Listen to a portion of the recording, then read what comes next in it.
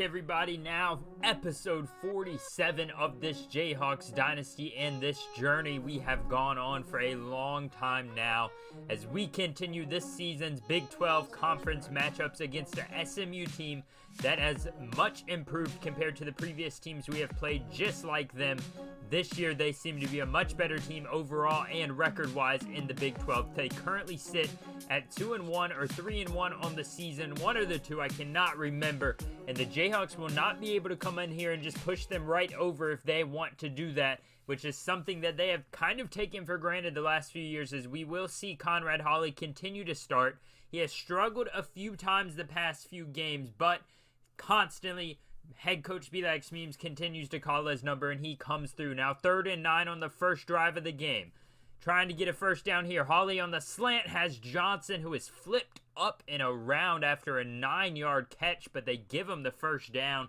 2nd and 2 now. Hawley will scramble out of the pocket. Just barely evades the man, and he hits Arnold, who runs down to the 5, and he's out of bounds at about the 2-yard line.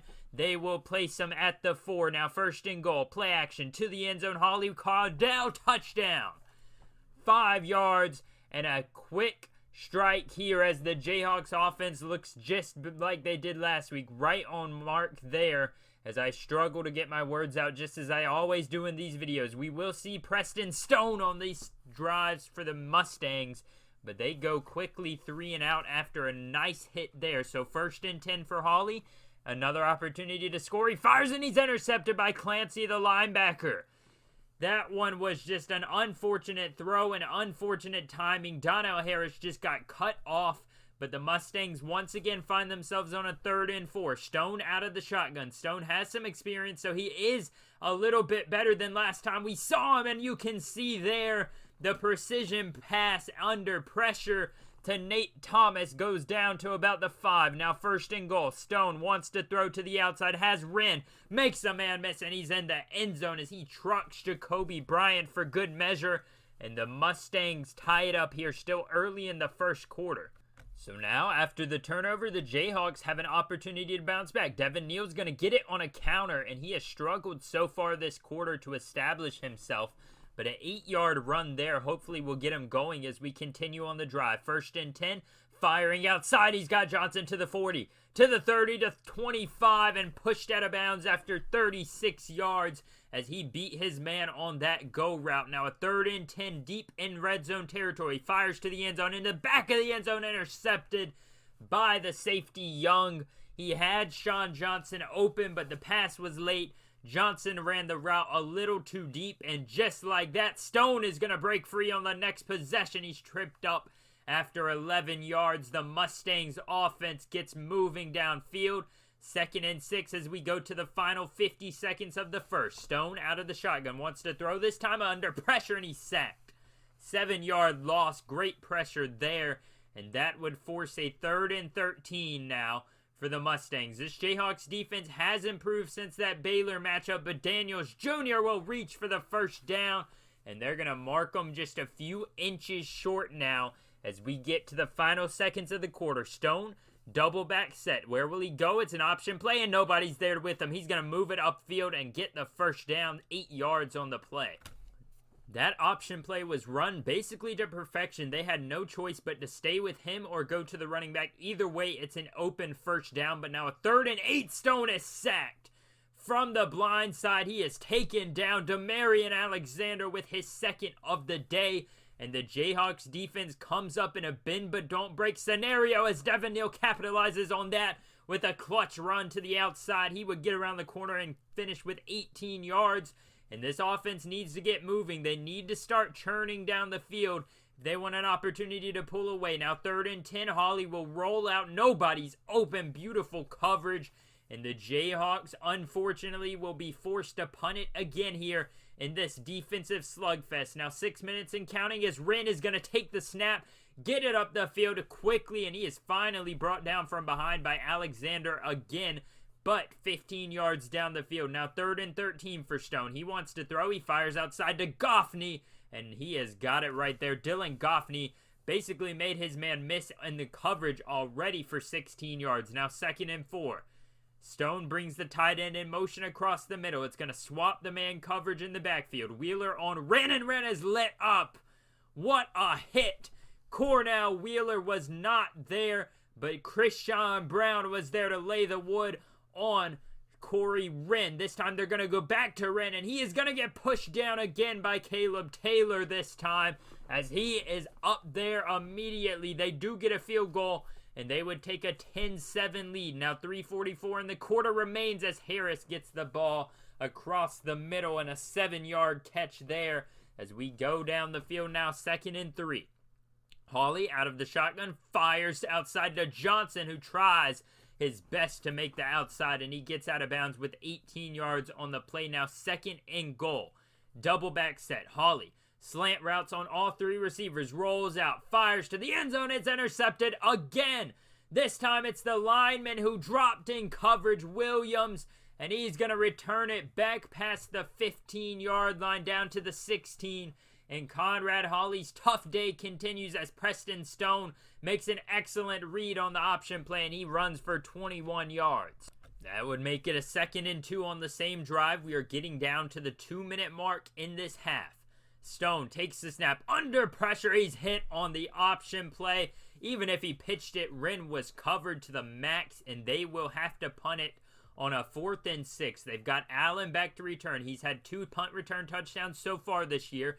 Can he get another? He's going to take it with a lot of room to run. This time he's going to cut it to the left side. Got a man on the outside blocked. Cuts it back inside. He's got 1 man to beat. He's going to get past him. His own man gets in the way, and he's brought down. Willie Allen had a touchdown there, but he is quickly brought down, and somehow Maurice Butler is in the game at quarterback. Head coach Belak Smeems has finally lost trust in Conrad Hawley's play, and Butler is in there to end this drive. 2nd and 4. Butler wants to fire to the end zone. Touchdown. Donnell Harris, 10 yards. And Maurice Butler comes in 4 passes. He is able to get a touchdown and give the Jayhawks the lead right before halftime. As we now resume play here on a 2nd and 4. Corey Wren, 3 yards on the play. Now a 3rd and inches is where they go. Gilliam on the outside is supposed to pick up Wren. They don't decide to run it, so Stone has all the time in the world to get it to Thomas on the outside. And Nate Thomas is spun out of bounds after 10 yards. And the Mustangs drive continues. 1st and 10 with 6:04 and counting. Wheeler in coverage of Wren. Stone wants to take off across the middle. He's got a little bit of space, tripped up by Wheeler. And after 12 yards, he does have a 1st down, but that could have been a lot worse if Wheeler had not been able to trip him up. Now 1st and 10. Stone out of the shotgun. He continues to have Wren to his left. Now he wants to throw it again. Not a run to the outside end zone, and it's dropped. Oh, man, that could have been an easy catch there. But instead, the Mustangs are forced to settle for another field goal in this game, their 2nd of the day. And a 14-13 score is where we resume action on the offensive side of the ball. Butler continues to start.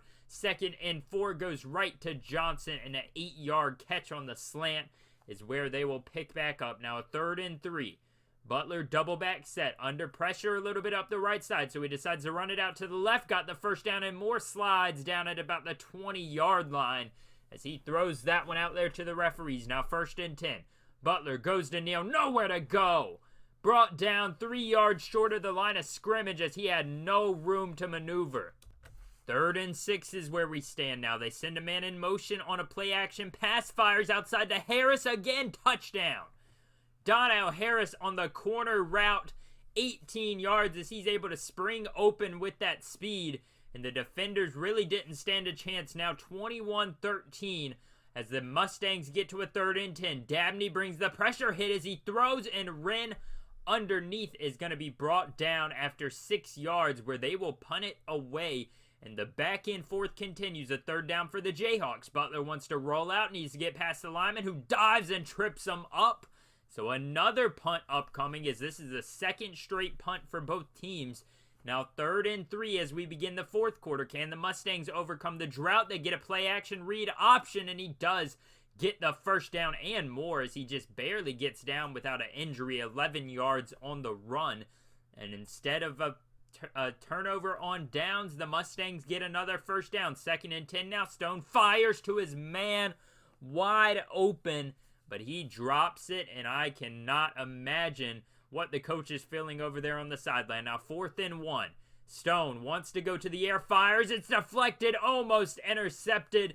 Never mind though, it is on the ground, and the Jayhawks game just needs one touchdown, you have a feeling, and they will win this one. Maurice Butler on a 2nd and 10 takes off and slides down.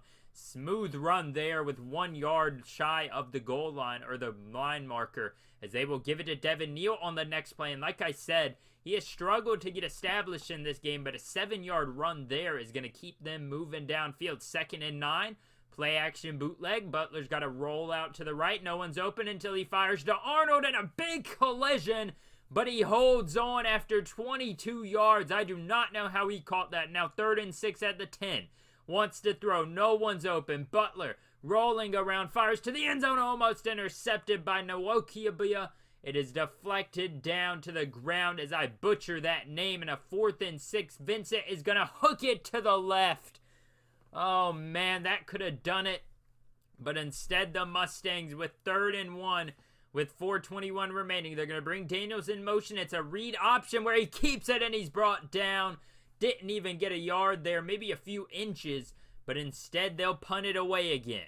Likely the last time they can punt, with a little under 4 minutes now remaining in the game. Willie Allen looking for another big return, as he's got a lot of room to return it. He cuts to the right side. Nobody's out there. A man falls down in the outside. Got to beat one man to the 20, 15, 10, 5. No one's there, and it's a touchdown. But hold everything. There was a penalty right at the 5-yard line by Romello Dotson. And just like that, the punt is going back, but only 15 yards. So the Jayhawks are still sitting pretty on a 1st and goal as he fires to the end zone. Touchdown, Jayhawks. Touchdown, Sean Johnson. Another big game for him today, as Maurice Butler comes out here and essentially pitches a perfect game so far. 3 touchdowns and limited action on a 2nd and 3. Stone sheds 1 man, but you knew he wasn't getting away from the 2nd. Now 3rd and 14. Kind of a last haul for the Mustangs. Just going to launch it downfield to Daniels Jr. He got separation fairly easily in the one-on-one coverage. And just like that, they get a 1st down. Now 1st and 10 the next play. Stone to the outside, and it's in coverage, and it's caught. Nate Thomas runs straight out of bounds. Now 4th and 16, down to the minute mark in this game. Stone wants to throw downfield. Got a man open in the middle. Daniels Jr. shrugs him off into the end zone. They will get a chance now at the 2-point conversion, and they would convert it. So the onside kick is where it all matters. 56 seconds left. They boot it, and it is recovered by Gay. Bryson Gay is going to save the day for the Jayhawks. And just like that, they solidify their 4th win of the season. Now 4-2 so far on this young year. Maurice Butler would cap it off with a handoff to Daniel Hishaw Jr., and a 6-yard run late in the game. 35-21 would be your final. An epic performance and comeback almost by this Jayhawks team. Maurice Butler had himself a day where he jumped in and came out perfect, and he came out and played the best football of his life. Now the big question remains, how does this mean? What does this mean going forward for Conrad Hawley? How do you guys feel head coach Memes should approach this problem or subject in the locker rooms and on the field? Is Maurice Butler going to be starting next week? We'll have to wait and see as we head to the post-game press conference with head coach Memes himself. And honestly, if I'm gonna be completely honest with you guys, I was scared after that Baylor game. But now that we've won 2 back-to-back games, and both games really haven't been great performances by Conrad Hawley. Obviously, this one is very likely the worst game we've seen from any quarterback we've ever had on this team.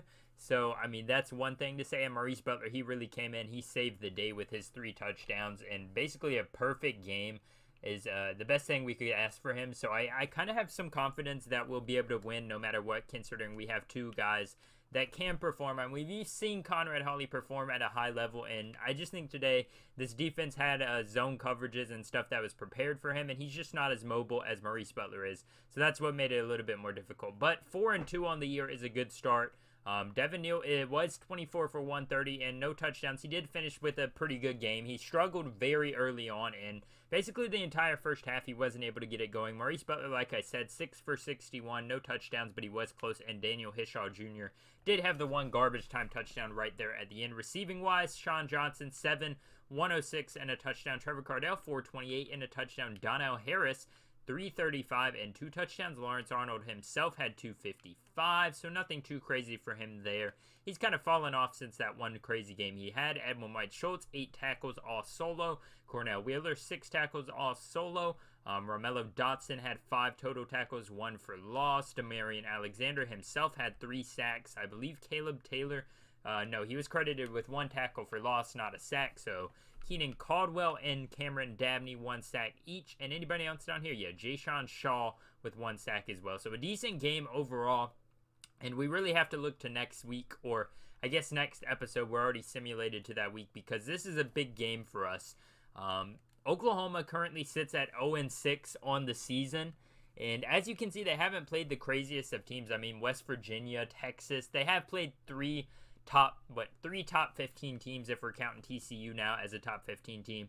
So, I mean, this could be a lot harder on us than we expected to be just because their record is bad. But if we're going to beat Oklahoma at all this series, this season is the best year to do so. They still have one of the most talented teams in the country. They've just been a little bit, in my opinion, a little unlucky so far this year. And if we go back and we look at the scores and schedules for the top 25, there were some interesting games that I wanted to keep my eye on for last week, because some of these games were pretty big implications of what we'll see in the national championship this year. Obviously, we're not competing, but there were some big matchups. Clemson did take down Louisville in a close game. They're still ranked 5th in the nation. Stanford and Washington took on each other. Stanford was able to get the upset going there as they are ranked 23rd, jumping into the top 25. Michigan takes down Purdue with a fairly decent performance, 28-18. Akron, who is 5-0 on the year, ranked 21 in the country, takes down Ohio in a dominant performance. Notre Dame, rivalry game against Boston College, they dominate. Arkansas